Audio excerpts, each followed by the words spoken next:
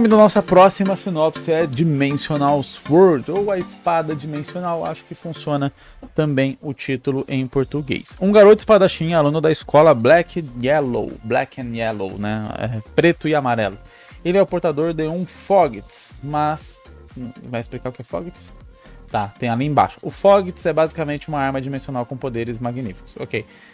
Mas com a queda da muralha dimensional, monstros se libertam e um deles sai em busca desse tal Fogits para entregar ele para um Lorde que está selado.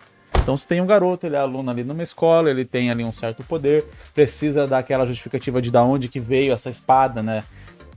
Como funciona essa questão de ser um portador de um Fogits. É uma coisa que você nasce já com a arma. A arma é dada, é herdada de alguém, é conquistada através de alguma conquista, tipo de mérito, etc. Enfim, é preciso dar um contexto ali para onde que veio. É o único que tem, não é o único, tem mais e tal, como que funciona essa relação. A partir daí, beleza, a gente tem ali um muro dimensional que é quebrado, e aí tem um Lorde selado, e aparentemente tem servos desse Lorde que querem despertar ele, e aparentemente, para despertar ele, precisa desses Fogits, que pode ser só o Fogits do protagonista, ou pode ser mais de um.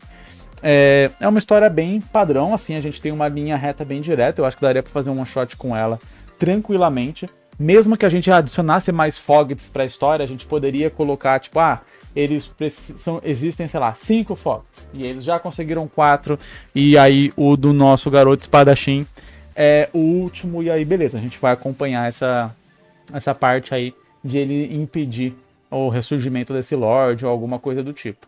E aí é interessante a gente colocar, né, um objetivo nele que não seja só esse de ser passivo, né? Que é quando a gente fala sobre o protagonista, ele tem que agir também em prol da trama de alguma forma. Do contrário, ele vira só um protagonista reativo, e geralmente o personagem reativo ele não é muito interessante de ser acompanhado, que fica parecendo que ele não tem muita vontade própria, que ele é quase um boneco de pano que para onde você joga ele vai, né?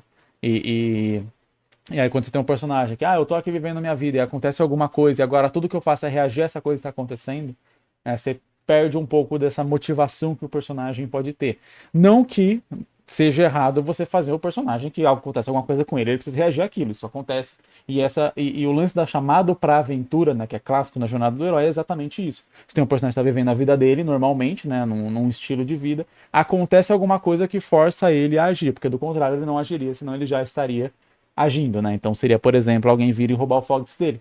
Só que aí, a partir daí, você tem o personagem que ele só iria ficar quieto, por exemplo, ficar choramingando que roubaram o Fogits dele, e você tem um personagem que vai tentar recuperar o Fogits e impedir o nascimento desse Lorde. Então seria um personagem que, beleza, a atitude inicial dele foi reativa ali, porque é o que inicia ele dentro da trama, mas a partir dali, ele cria uma motivação, e essa motivação é guiada até o final. Então, estou vivendo minha vida, tenho meu Fogits porque, sei lá, veio com meu pai morreu e deixou pra mim, ele tinha ganho isso de alguma forma, não sei o que, era um negócio, uma relíquia de família, agora eu tenho isso, só que por eu ter dado no meu pai, eu não dou tanto valor assim pra isso, pra família, etc, eu só acho um objeto ali que é interessante porque me dá poder e eu sustento o meu poder muito em cima desse Fogits ou algo assim, e aí por isso cria uma certa arrogância no nosso personagem. Aí quando aparece esse monstro e rouba o Fogits dele, ele se vê numa situação complicada, onde ele não tem mais aquele poder que tornava ele tão arrogante.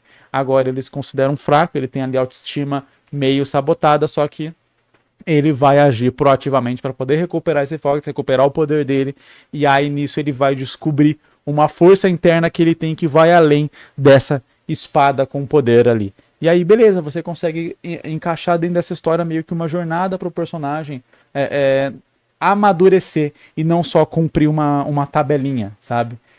Eu acho que é isso que a gente tem que ter muito em mente quando a gente está contando uma história, essa questão de o que esse personagem está passando, o que ele vai passar, o que ele quer, o que ele aprendeu, qual é a jornada que esse personagem vai viver de fato. Realmente tratar o seu personagem como se ele fosse uma pessoa vivendo aqueles acontecimentos e não só aquele personagem de jogo que a gente vai movendo para o lado e apertando um botão para ele bater em quem aparece pela frente, até chegar uma hora que não vai aparecer mais ninguém. E várias vezes eu entendo que a gente quer fazer uma história pela empolgação que a gente tem em fazer cenas de ação, em desenvolver designs interessantes e tal, assim.